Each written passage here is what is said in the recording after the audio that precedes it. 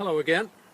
Well, I'm still here in England enjoying some lovely summer weather at last, and even though I'm finding it hard to break away from watching the tennis at Wimbledon, I thought I'd follow up on a video that I did last week on feelings.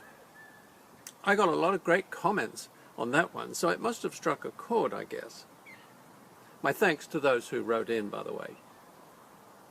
Last week we talked about how we not only tend to avoid feelings, but also resist sharing what we feel with others, especially if it's painful.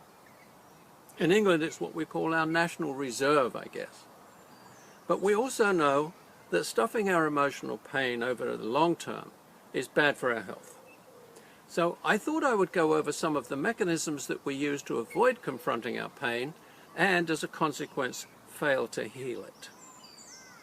But let me start at this outset here by saying that many of these strategies are in fact natural defense mechanisms essential to our survival. They protect us from emotional overload in moments of intense stress. Well, this is not happening, is a denial response, for example. Or, no, I can't accept that, I can't accept that. That's denial. Temporarily suppressing our pain until such time as we can be psychologically ready to confront it head-on is another safety mechanism that we use.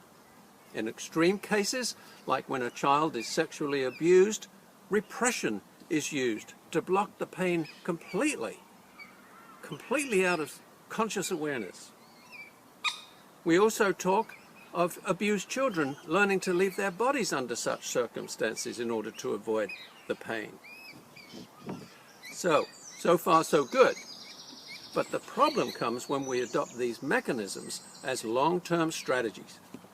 Then they work against us and cause all sorts of physical, mental, and emotional problems, such as depression and even cancer. So let me go through them real quick for you so you can recognize them within yourself or in somebody else. Denial, I've already mentioned. Extended out in time, it becomes suppression and even repression. There is a difference between these two. Suppression is where we know that we have an emotion, but we refuse to express it or to even feel it. I'm angry, but I won't show it. With repression, we have no idea that the feeling is there. It's buried deep down. Without a therapist, it's difficult to access, so it's really outside of the scope of this talk. Suppression, on the other hand, is subject to conscious awareness. We know what we're feeling, but we don't allow ourselves the luxury of actually feeling it. The English version of this form of stoicism is the stiff upper lip. Grin and bear it, we say. Lay back and think of England. That was the advice women used to get about how to respond to unwanted sex. Another strategy we English have mastered is rationalization.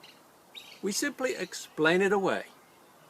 So long as we stay in the head and close the heart, we'll be safe, we think.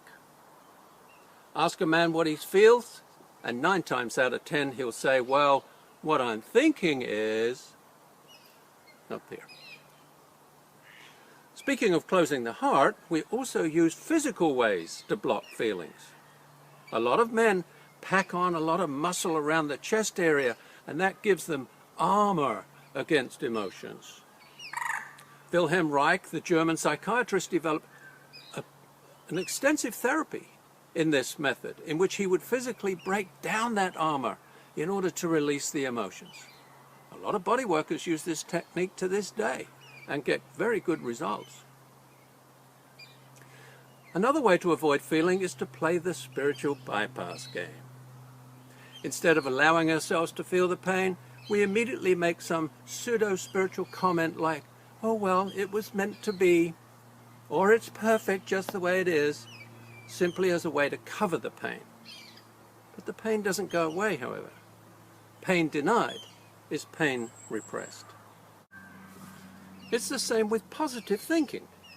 We use it to avoid the negative feelings by immediately denying them, making them wrong, and then replacing them with some entirely false positive feeling. Again, this is simply another form of denial. Another way to avoid feelings, especially in the moment, is to use humor.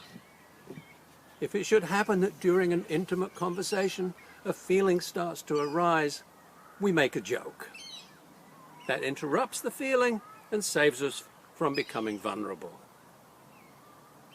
But the one I want to highlight is one that is the most difficult probably to overcome.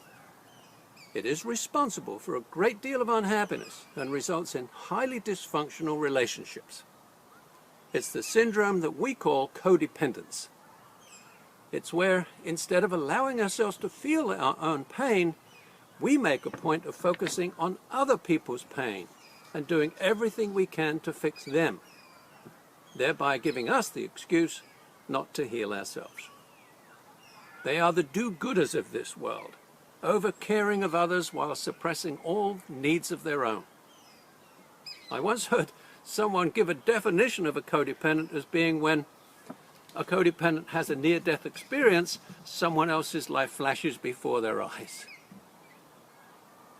I hate to say this, but a lot of people in the caring professions are in fact codependents. There are many therapists out there who choose that profession for this reason, unconsciously, of course. They do a great work with their clients but fail to deal with their own repressed pain, and in worst-case scenarios, project it all onto their clients. Projection being another one of those mechanisms. Finally, to round this out, there are many lifestyle ways in which we dull the pain and avoid feelings. Alcohol use, drug use, overeating, addictive sex, mood-altering prescription medications, computers, and most recently, mobile phones and other similar gadgets. All great distractions. Just watch couples in a restaurant today. A good deal of the time, both of them are focused on the little screen and not on each other. It's the modern equivalent of the man reading the paper over breakfast and ignoring the rest of the family. But now, it's not just breakfast, it's almost all of the time. So there you have it. All the ways we avoid the richness of life that feelings offer. By denying our emotions, we live a limited life, cut off from ourselves most of the time, and living almost entirely in our heads. No wonder that 1 in 5 people are on antidepressant medication in this country. And even then, it's only masking the real problem. Next week, to continue in this vein, I will tackle the question of how to deal with anger and other emotions. Until then, thanks for listening.